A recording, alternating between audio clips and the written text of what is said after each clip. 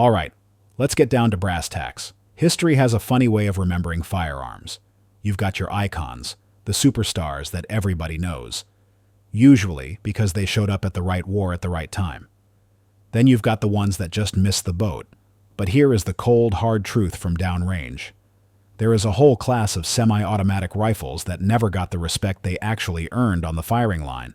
We're talking about platforms that were rock-solid reliable, battle-tested in some absolute hellholes, or engineered with features that were decades ahead of the curve. These aren't just museum pieces to hang on the wall and gather dust. Some of these rifles were humped through the jungle by U.S. Marines. Others put meat on the table for generations of serious American sportsmen. And a few of them? They carried the actual engineering fingerprints that shaped the modern rifles we are all running today. If you're the type of shooter who wants to know the why behind your gear, or if you just appreciate a sleeper that punches way above its weight class, you need to pay attention to this list. Let's break down 8 semi-auto rifles that deserve a whole lot more credit than the history books ever gave them. Number 8. The Johnson M1941. Everybody knows the M1 Garand. It is the undisputed heavyweight champ of World War II. But standing right in its shadow, and frankly getting ignored, was the Johnson Model 1941. Let me tell you, this rifle had some serious advantages under the hood. First off, ditch that 8-round on-block clip. The Johnson ran a 10-round side-fed rotary magazine. Why does that matter in a fight?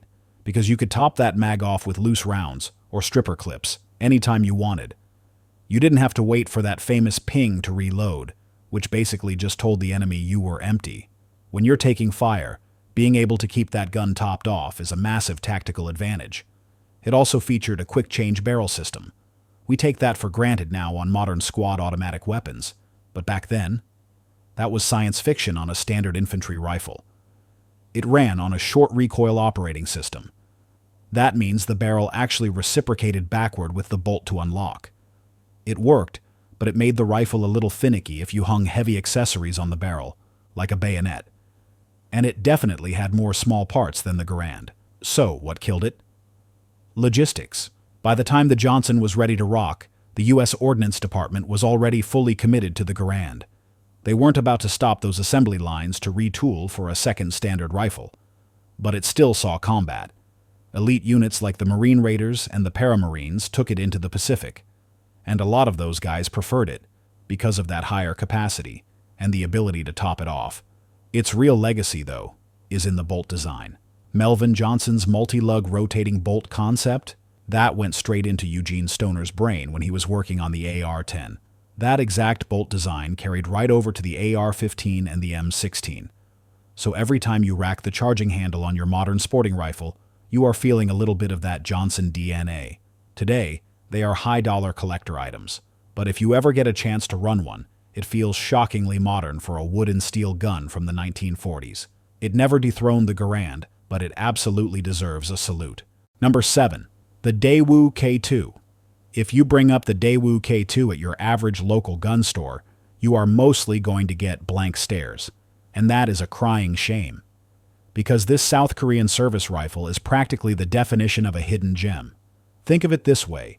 It takes the superior ergonomics and manual of arms of the AR-15 and smashes them together with the bomb-proof, long-stroke gas piston of an AK. Under the handguard, it's running dirty and reliable, just like a Kalashnikov. But when you put it to your shoulder, the safety selector, the magazine release, the bolt catch, it is all right where an American shooter expects it to be. It's chambered in 5.56 NATO. It feeds from standard Stanag magazines, so it fits right into standard Western logistics. The Republic of Korea military has been running these things hard for decades, and they just work. One huge plus over a standard AR? It has a factory side-folding stock.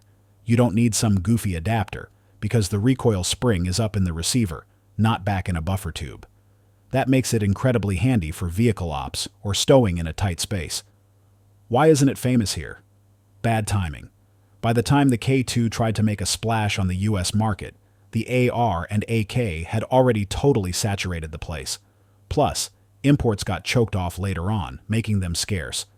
But I am telling you, if you get behind a K2, you are going to wonder why we didn't buy more of them. It is a serious combat-proven rifle that just never got its fair shake in the States. Number 6. The Remington Model 8. If we're talking about the granddaddy of them all, the rifle that really proved semi-autos could hunt, we have to talk about the Remington Model 8. This was another brainchild of the master, John Moses Browning, released way back in 1906. Think about that. Over 100 years ago, you could walk into a hardware store and buy a reliable, powerful semi-auto rifle right off the rack. It used a long recoil system. When you pull the trigger, the barrel and the bolt lock together. They ride all the way to the back of the receiver like a pogo stick before separating. It is a bizarre feeling if you are used to modern gas guns, but man, it worked.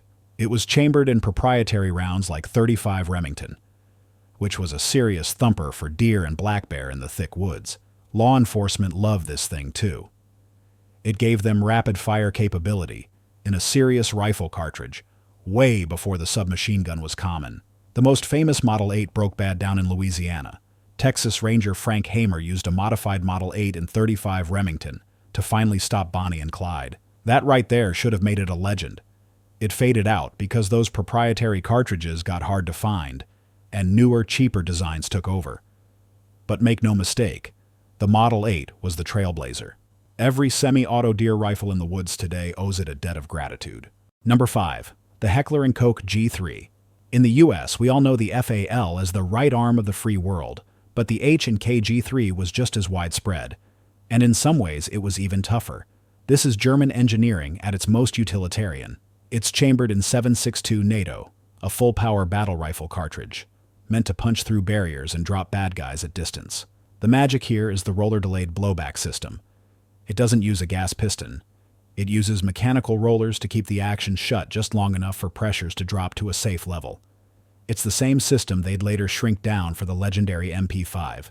Because of that, the G3 has a very distinct, sharp recoil impulse.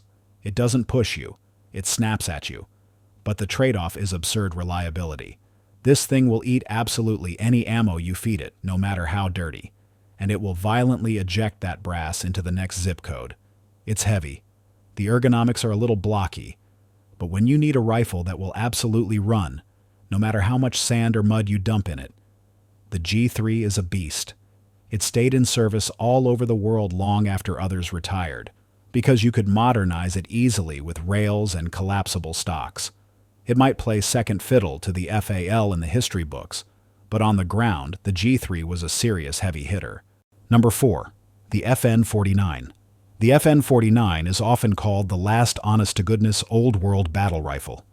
Fabrique Nationale built this right after World War II. They intended it to be the standard rifle for all of Europe, and the quality is insane. We're talking machined steel, beautiful walnut stocks. It is built like a Swiss watch. This was craftsmanship from an era that's long gone. It ran a tilting bolt gas system, similar to an SKS or the later FAL. It was smooth and reliable, and FN offered it in whatever flavor you wanted. 7x57 Mauser, 30-06 Springfield, 8mm Mauser. So why did it fail to take over? It showed up about 5 minutes too late. By the time it was ready, the world was already moving towards select-fire assault rifles and standardized cartridges. This rifle was the pinnacle of the last war, just as the rules for the next one were being written. It ended up serving in places like Egypt, Venezuela, and Luxembourg, but it never got that major power adoption.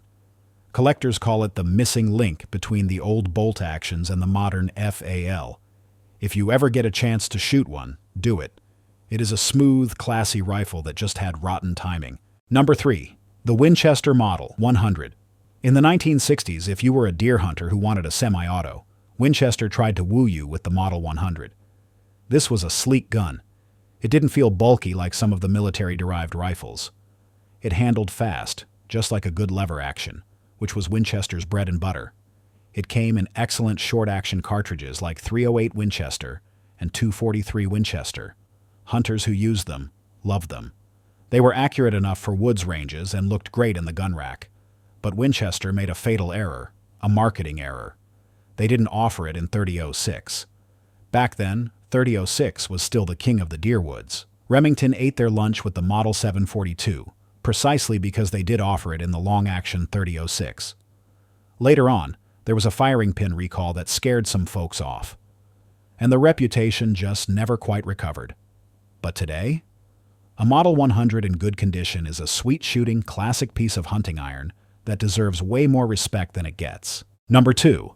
The MAS 4956. We don't often look to France for premier battle rifles, but the MAS 4956 is a serious exception.